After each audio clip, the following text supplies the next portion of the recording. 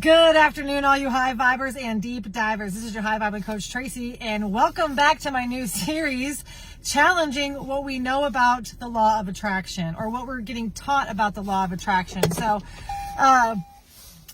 we are often told that the more desperate or the more needy we are, the more we repel the thing we want to manifest. So I'm going to share a story today that actually contradicts this ideology. Trigger warning, this is a dramatic story. So I was in a really horrible relationship and I was experiencing a lot of abuse. Physical and mental abuse, but I will be honest, the psychological abuse, the emotional and mental abuse that I was experiencing is what made me want to get out of the relationship. But I had reached such a desperate place psychologically that I felt that I could not leave the relationship. This is the same guy that I referenced in yesterday's story. So in this story, I had reached a critical point in this relationship and I needed out, but I did not feel capable or strong enough to leave the relationship on my own accord. So one night I'm laying in bed, and it's almost as clear as day to me because it's middle of the night, maybe midnight, 1 o'clock in the morning. I could see the moon. It was shining in my room just the right way. And I'm laying there with my face in the moonlight, clutching one of my dogs, and I'm crying. I'm screaming through tears, screaming at God through my tears to get me out of this situation. And I probably laid there for a good 10-15 minutes just sobbing and screaming and praying, God, get me out of this. I need out of this relationship. Why is this happening? The whole 9 yards. And then as I started to calm down, as I started to feel that wave of peace taking over, I gave God a condition. I need you to get me out of this, but I don't want to lose my dogs. Don't take my dogs. Whatever you do, however you get me out of this, don't take my dogs. And I ended up falling asleep. The very next day, right, I'm in the bathroom. It was in the morning time. I'm doing my makeup. I had one eye done, like with my eyeliner, and there's a knock on the door. It is the cops. We had a shit ton of dogs in our house, okay? And one of our neighbors became concerned. We had a shit ton of rescue dogs from one rescue organization. We had some DEA agent dogs in our basement. We had our own personal dogs. And so it was me, him, his sister, and another guy living there. We all had dogs, multiple dogs, except for the guy. He only had one. But we all had dogs. And to give you some idea of what was going on, there was 46 dogs in this house at this particular time. Our neighbor became concerned about what was happening in our house, rightfully so. So when the cops showed up, they thought they had like a pit bull fighting ring bust or something like that.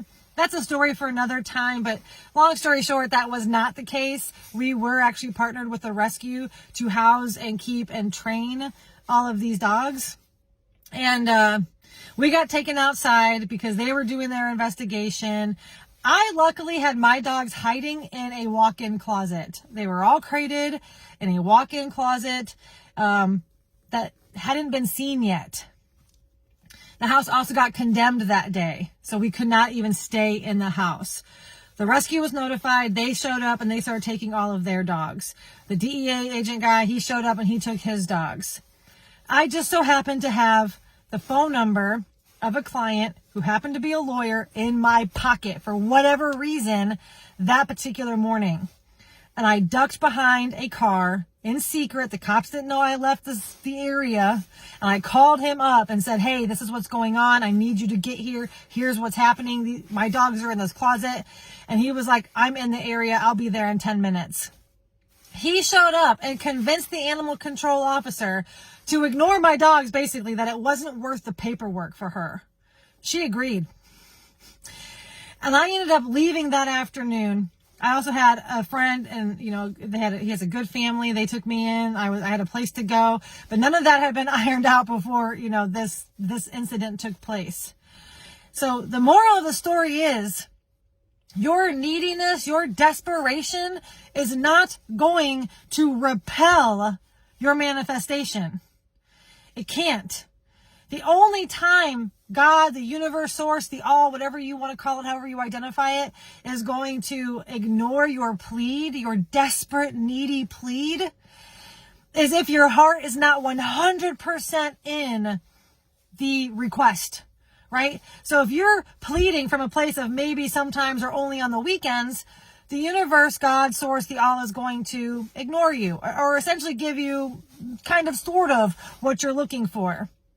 But if you approach God, the all, source, the universe, with everything you've got, no matter how desperate it is, and your whole heart is in it, no matter how desperate or how needy you are coming across, you will be rewarded with what you're asking for.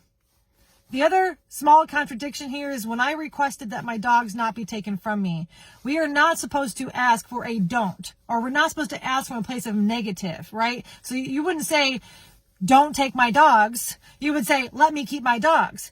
But I didn't understand these rules. I hadn't studied any of this at that time. I was just praying desperately with my whole heart from a place of pain and desperation and need. And God rewarded me entirely.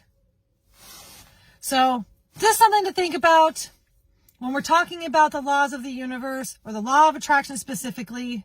There are paradoxes that exist within these laws and nothing is absolute. I hope that helps. Have a great day.